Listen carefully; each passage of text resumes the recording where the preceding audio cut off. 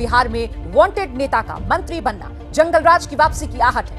आंकड़ा दिखाता है आपको, जो आपकी राय सामने निकल कर आ रही है। 72% लोगों का जवाब है हाँ। ऐसा लग रहा है कि बिहार में जंगलराज की वापसी की आहट है। हालांकि 28% इससे सहमत नहीं है। नाम है देश के गृह मंत्री पे तरीपार होने का आरोप नहीं है, तरीपार थे, और वो बाहुबल की बात कर रहे हैं। बन के एक हादसा बाजार में आ जाएगा, जो नहीं होगा वो अखबार में आ जाएगा। चोर उचक्कों की करो कद्र, चोर उचक्कों की करो कद्र कि मालूम नहीं कौन कब कौन सी सरकार में आ जाएगा। नमस्कार, आदाब, आप देख रहे खबर अड्डा और आपके साथ मैं हूं सुम्बुल ईरम। ये बात किसी से छिपी नहीं है कि सियासत को दाग बड़े अच्छे लगते हैं, इतने कि बड़ी बड़ी पार्टियां बाहुबलियों के सहारे ही चुनाव में उतरती हैं, जीतती हैं और फिर उन्हीं को मंत्री पद से नवाजती हैं। ये कोई नई बात नहीं है कि कोई पार्टी बाहुबली के बल के सहारे संख्या बल को हासिल करती है और फिर सत्ता मिल जाने पर उन्हें भरपूर मात्रा में सत्ता का स्वाद चखाती है। राजनीति को बाहुबलियों का साथ बहुत रास आता हो, लेकिन इस चलन का ना तो कभी समर्थन किया जा सकता है और ना ही कभी होना चाहिए। लेकिन जब गोदी मीडिया अपनी आंखों से ये सब देखती है तो फिर उसे विपक्ष के दाग तो दाग ही दिखते हैं, लेकिन बीजेपी में दिखे अगर दाग तो फिर दाग अच्छे हैं। पिछले साल एक रिपोर्ट आई थी एसोसिएशन फॉर डेमोक्रेटिक रिफॉर्म्स की। इस रिपोर्ट में खुलासा किया गया था कि इस देश के 363 सांसद और विधायक ऐसे हैं जिनके खिलाफ आपराधिक मामले दर्ज हैं।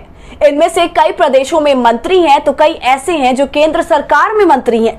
लेकिन शायद ही आपने ऐसे किसी रिपोर्ट का जिक्र मुख्यधारा की मीडिया में सुना होगा, और ऐसा क्यों हुआ ये हम आपको आगे बताएंगे। लेकिन इससे पहले समझ लीजिए कि आखिर बिहार में बदले समीकरण के बीच गोदी मीडिया के अंदर बिहार को लेकर रुख कैसे बदलता जा रहा है। बीजेपी की विदाई बिहार के सत्ता से क्या हुई, गोदी मीडिया ने देश को समझाना शुरू किया है कि आखिर किसी भी मंत्रिमंडल में आपराधिक मामले में नामित किसी भी मंत्री का होना कितना खतरनाक है। एबीपी वालों ने तो इस मामले को बिहार के संदर्भ में इतनी गंभीरता से लिया कि सीधे सर्वे पर उतर आए और परिणाम घोषित कर दिया कि अब बिहार में जेडीयू आरजेडी गठबंधन की वापसी जंगल राज की वापसी है। पहले सुनिए कि कैसे एबीपी वालों ने बिहार को लेकर अपराध की बात शुरू की है और फिर देखिए एबीपी वालों के सर्वे का परिणाम। क्या विपक्ष का आरोप सही है कि बिहार में वांटेड नेता का मंत्री बनना जंगलराज की वापसी की आहट है?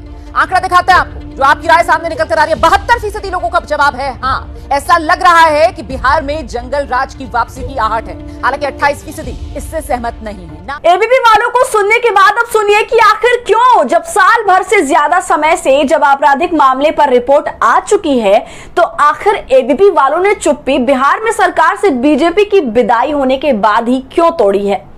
तो इसका जवाब है एडीआर की रिपोर्ट, जिसमें खुलासा हुआ कि पिछले साल कुल 346 सांसद या विधायक इस देश में ऐसे हैं जिनके खिलाफ एक या एक से अधिक आपराधिक मामले दर्ज हैं। और ये रिपोर्ट कुल 2495 सांसदों और विधायकों के चुनावी हलफनामे को जांचकर बताया गया था। इसमें सर्वाधिक आपराधिक मामले वाले नेता बीजेपी से थे, जिनकी कुल संख्या 83 थी। फिर 47 ऐसे मंत्रियों के साथ कांग्रेस और 25 ऐसे मंत्रियों के साथ टीएमसी दूसरे और तीसरे नंबर पर थी। अब आप समझ गए होंगे कि आखिर जब ऐसे मामले और रिपोर्ट साल भर से ज्यादा समय से लोगों के बीच मौजूद हैं तो गोदी मीडिया को ये सब सवाल याद नहीं आया।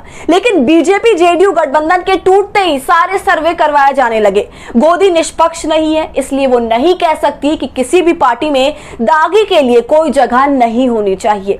लेकिन खबर अड्डा ये कह सकता है कि राजनीति में अपराधियों की एंट्री पूरी राजनीति का परिवेश आपराधिक बना सकती है। तो इस वीडियो पर क्या है आपकी राय, हमसे कमेंट सेक्शन में जरूर साझा कीजिए। वीडियो पसंद आने पर इसे लाइक और शेयर कीजिए, और अगर अभी तक आपने हमारे चैनल खबर अड्डा को यूट्यूब पर सब्सक्राइब नहीं किया है तो इसे फौरन सब्सक्राइब कर लें।